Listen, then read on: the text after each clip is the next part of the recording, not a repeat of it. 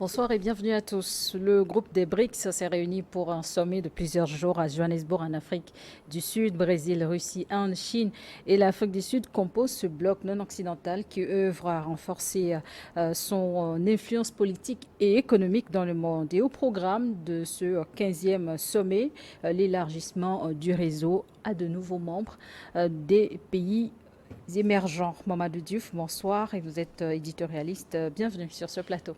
Merci, bonsoir Charlotte. Le 15e sommet des BRICS annoncé s'est ouvert mardi à Johannesburg en Afrique du Sud, mais sans le dirigeant russe Vladimir Poutine. Tout à fait, tout le monde se rappelle que le sommet n'était pas prévu à cette date. Le sommet avait été prévu beaucoup plus tôt, je crois que c'était autour du 2 juin, je ne me Oui. rappelle plus de la première date.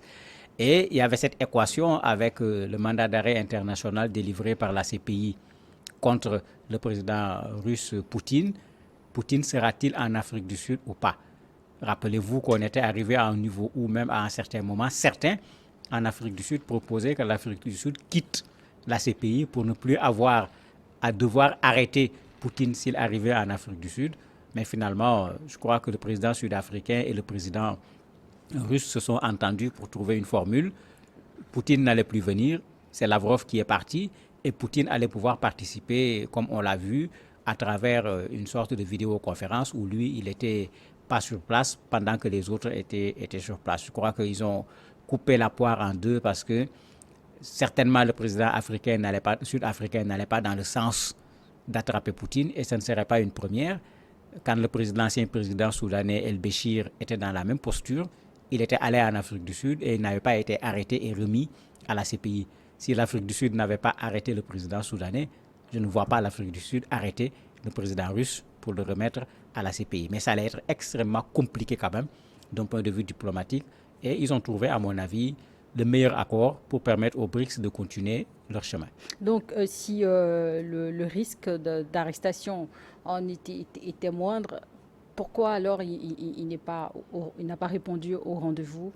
En fait, n'oublions pas que Poutine a eu son problème avec Prigogine qui n'est toujours pas clair. Il voulait faire un coup Un d'État, il coup ne voulait d'État. pas faire un coup d'État. Il y a une affaire qui est là, qui n'est pas claire.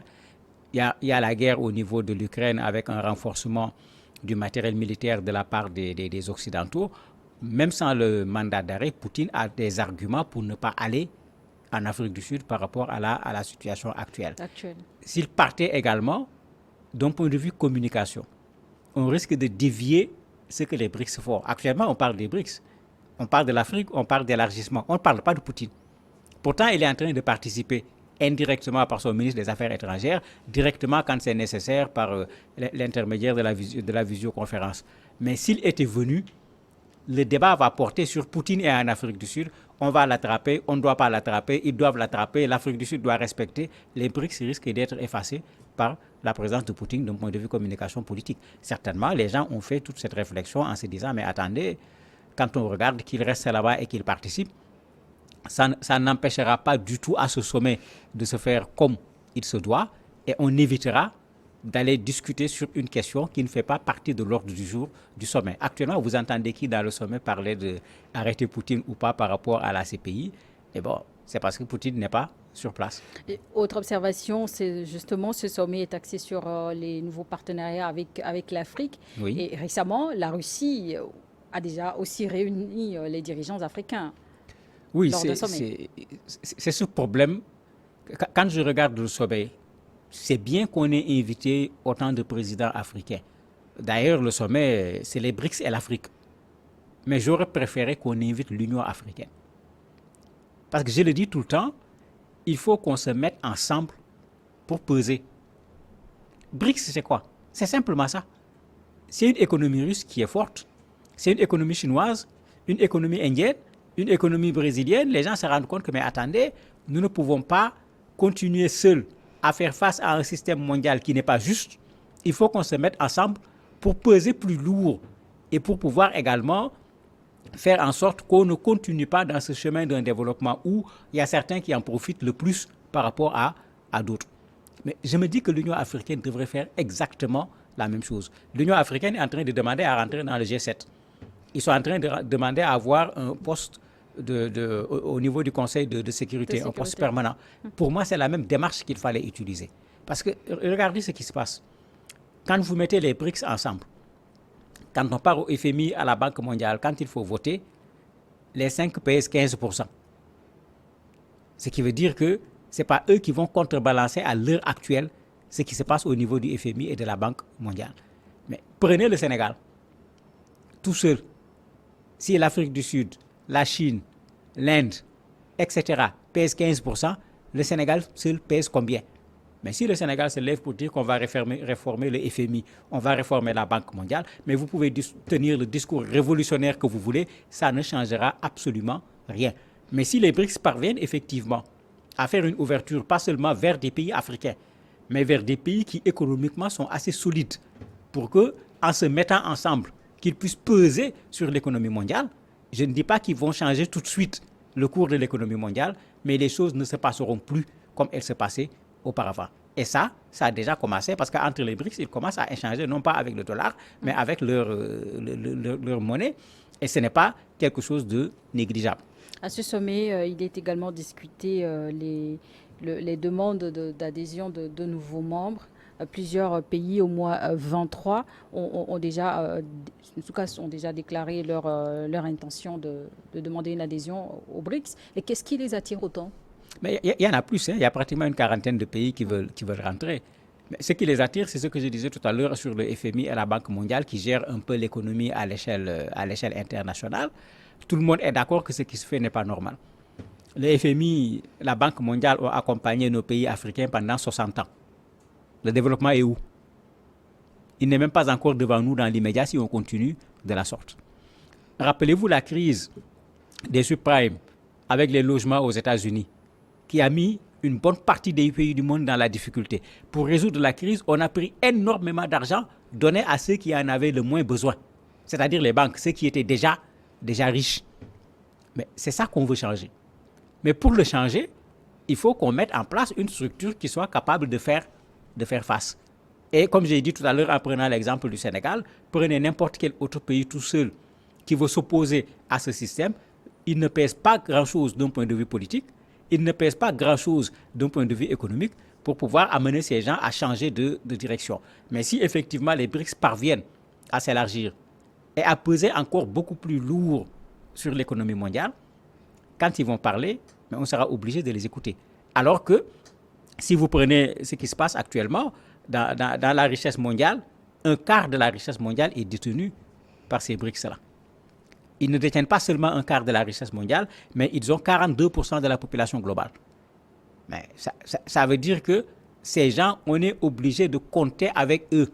Vous avez même entendu les États-Unis dire nous ne sommes pas contre les BRICS, puisque, attendez, là où il y a la Chine, là où il y a l'Inde en termes de population, il est clair que si tu veux contrebalancer, il n'y a pas autre chose dans le monde pour pouvoir contrebalancer ces deux pays.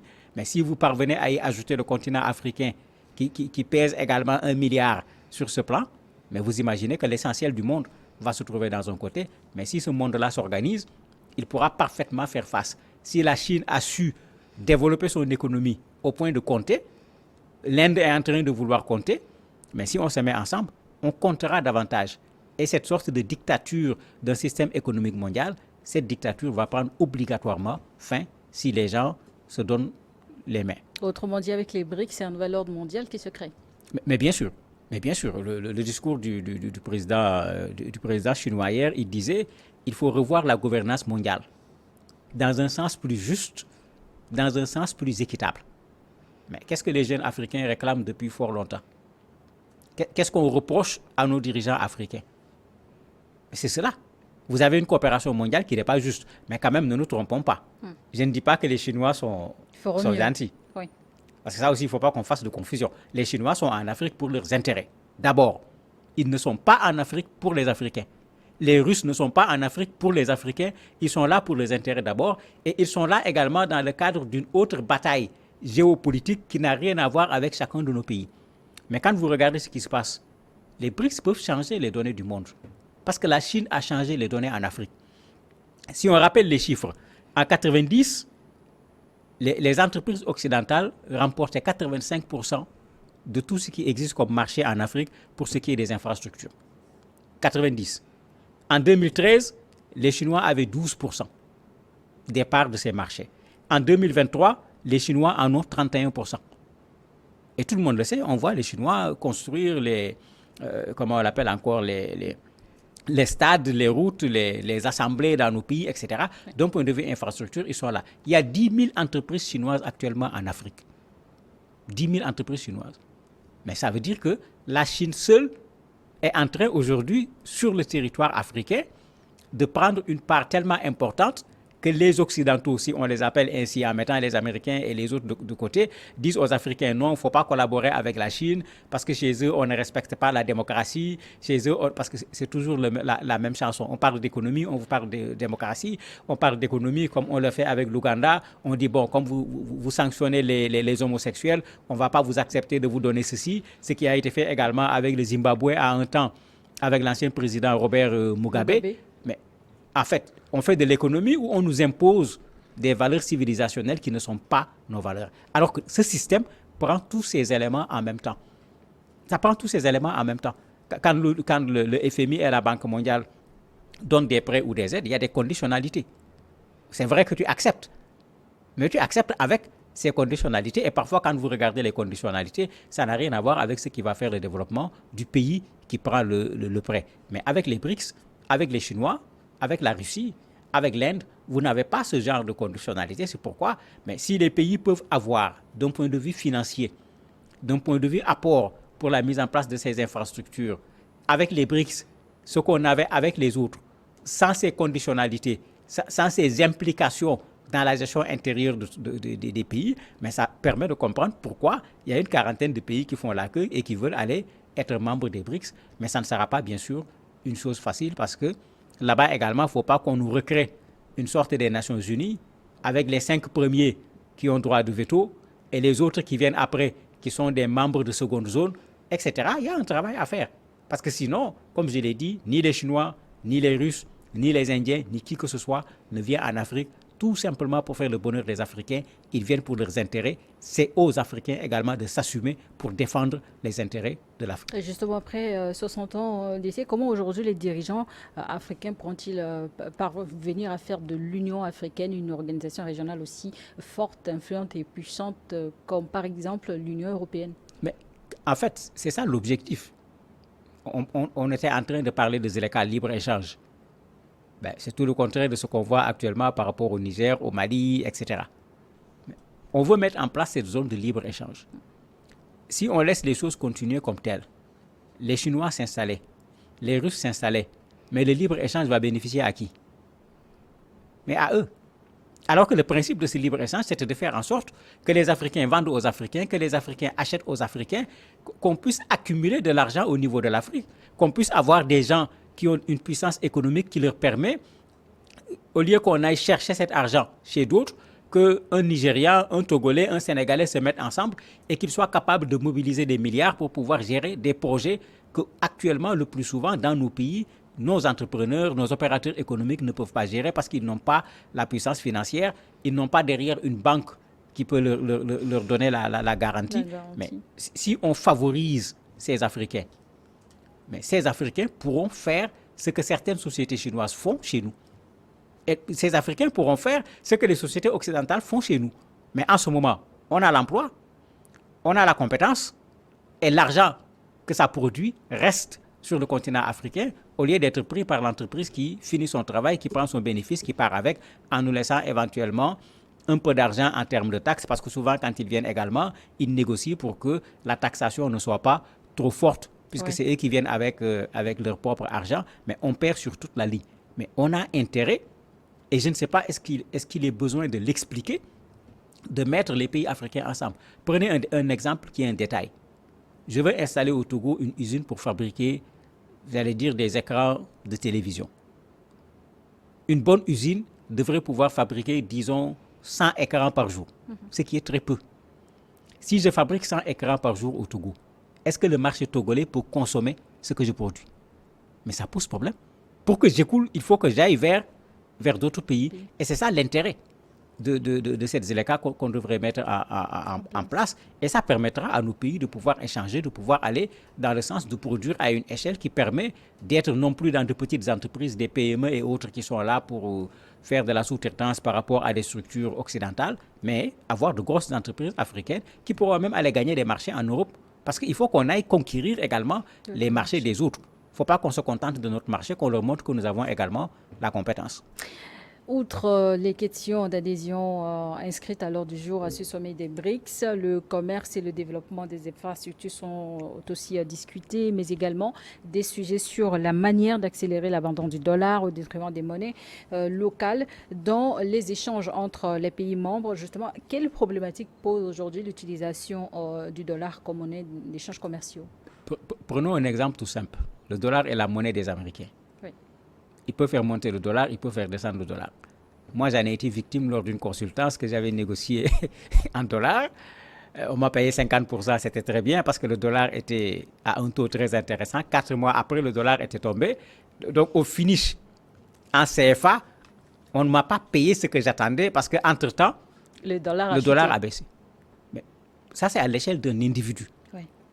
À l'échelle de nos États, nos dettes sont libellées sous quelle forme? C'est un dollar. Mais il suffit qu'on augmente le dollar, que la dette augmente automatiquement alors qu'on n'a pas pris de l'argent supplémentaire. Et puisque c'est du macro, c'est des milliards que nous devons, mais même si vous augmentez 1 franc, mais vous voyez ce que ça fait? C'est d'abord le premier problème. Ensuite, les Américains utilisent leur monnaie pour dominer ce qui se passe au niveau du commerce international. Ils utilisent également leur monnaie pour faire des réajustements à l'interne. Nous en sommes régulièrement victimes. Bon, puisque nous, on a malheureusement remorqué notre monnaie à la monnaie européenne. Mais quand il y a eu des difficultés entre la monnaie européenne et le dollar, jusqu'à ce qu'à un certain moment, on dise, mais attendez, la monnaie européenne était en train d'être évaluée de façon très forte par rapport au dollar, on avait commencé à dire, mais attendez, est-ce qu'on ne va pas dévaluer le franc CFA à nouveau? Parce que notre économie ne répondait pas à cette force que cette monnaie avait par rapport à ce qui se passait sur le plan international. Mais pourquoi c'est la monnaie américaine qui doit être la monnaie utilisée partout? On n'a qu'à retourner à l'or, les gens n'ont qu'à se battre pour que les monnaies fortes, pas seulement la monnaie américaine, mais les monnaies fortes, qu'on puisse les indexer directement à l'or au lieu de l'indexer au dollar américain. En ce moment, si le dollar américain tombe, c'est le problème des Américains. Ça ne sera pas en même temps le problème du monde entier. Ça se voit sur le pétrole. Le baril, on le vend en dollars. En dollars. Si on augmente le baril, si on augmente plutôt le dollar, même si les producteurs de pétrole n'ont pas augmenté le prix du pétrole, chez nous, ça se traduit par une augmentation du prix du pétrole. Mais vous voyez que, quelque part, ça pose problème. Je suis d'accord avec le président chinois, il faut qu'on aille vers une gouvernance internationale qui soit plus équitable parce que ça, ce n'est pas du tout équitable sur le plan économique. Et qui parle de monnaie, parle de banque. Les BRICS sont donc développés, M. Pri, cette banque, la nouvelle banque de développement aujourd'hui dirigée par la brésilienne Dilma Rousseff. Tout à fait.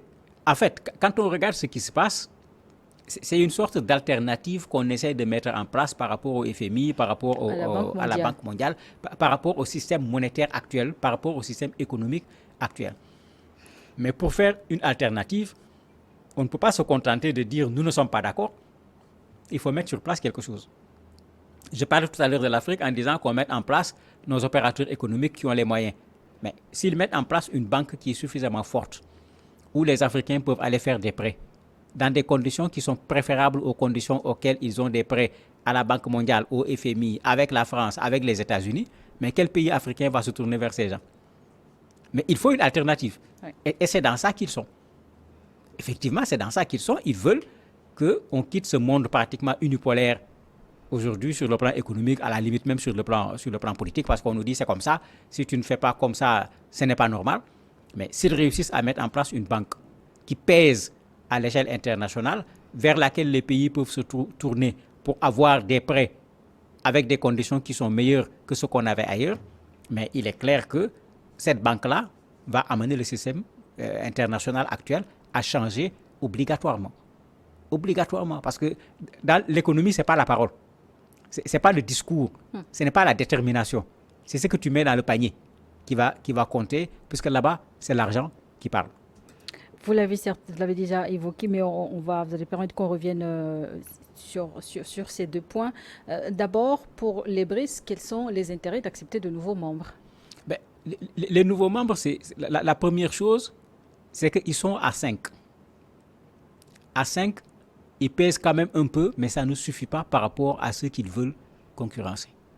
C'est la première chose. La deuxième chose, ils sont dans une logique d'un système alternatif. Regardez ce que la Russie a subi. L'Union européenne, c'est l'une des concurrents? Mais en fait, c'est des concurrents qui ne disent pas leur nom. Il faut appeler les choses comme ça. Je disais tout à l'heure que Biden dit nous ne sommes pas contre, nous ne sommes pas des adversaires. Mais en fait, il est en train de se rendre compte que si ces gens-là réussissent, les Américains ne pourront plus continuer à avoir la domination qu'ils ont aujourd'hui par rapport à l'économie mondiale. Justement, il y a cette précision des pays membres non occidentaux. Mais tout à fait. Ça veut tout dire. C'est pourquoi j'ai dit si les BRICS parviennent dans leur élargissement à avoir des pays lourds, parce qu'en fait, il ne s'agit pas de faire un grand nombre de pays qui ne pèseront pas sur la balance. Je me dis qu'il faut y aller plutôt étape par étape. Il ne faut pas ouvrir directement et on va se retrouver avec des pays où les économies ne pèsent pas. BRICS risque d'être des problèmes parce que vous allez avoir du mal déjà à porter vos gens. Regardez la logique que l'Union européenne utilise. Oui. Quand un pays veut intégrer, mais c'est des conditions à respecter, surtout sur le plan économique, parce qu'ils ne veulent pas que le fait qu'un nouveau pays vienne soit quelque chose qui affaiblisse, mais ils veulent que ça soit quelque chose qui renforce. Je crois que les BRICS peuvent faire exactement la même chose. Et il y a des pays qui peuvent y aller.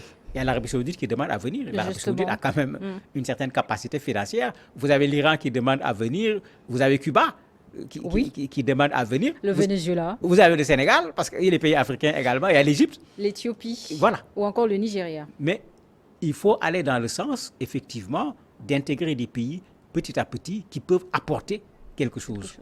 Pas qui vont venir... j'allais dire comme du bois mort qu'il faut porter et qui va leur créer des difficultés supplémentaires, mais qui peuvent apporter quelque chose pour que l'alternative proposée à un certain moment, à l'échelle mondiale, qu'on aille aux Nations Unies, les membres des BRICS sont là, ils vont faire comme l'Union européenne. Quand les pays de l'Union européenne partent aux Nations Unies, sauf sur quelques questions, mais vous les voyez défendre les mêmes positions. Mais il faut que les BRICS parviennent à le faire. Mais en ce moment, de fait, ceux qui veulent donner l'orientation à la direction du monde, vont avoir devant eux un camp qui peut les empêcher de donner une nouvelle orientation. Ça va être une sorte de guerre froide d'abord sur le plan économique, mais ne l'oublions pas, les BRICS également sont intéressés par la question politique. Ils ne sont pas intéressés que par la question financière, parce que quand vous regardez les systèmes au niveau de l'Inde, au niveau de la Chine, au niveau de la Russie, ce n'est pas le système démocratique à l'occidental qu'on a photocopié à 100%. Et ça fait partie également des enjeux avec ces BRICS-là, parce que quand tu as de l'argent, quand tu as la force de frappe sur le plan économique, tu peux également t'imposer sur le plan politique. L'indépendance économique ne sert à rien quand tu n'as pas une indépendance. L'indépendance politique plutôt ne sert à rien quand tu n'as pas une indépendance économique. Et le bloc le dit clairement, l'un des objectifs aussi, c'est de renforcer l'influence politique et économique. Revenons-en aux pays candidats à l'adhésion. Quels sont les avantages pour eux, ou quels seraient les avantages pour eux?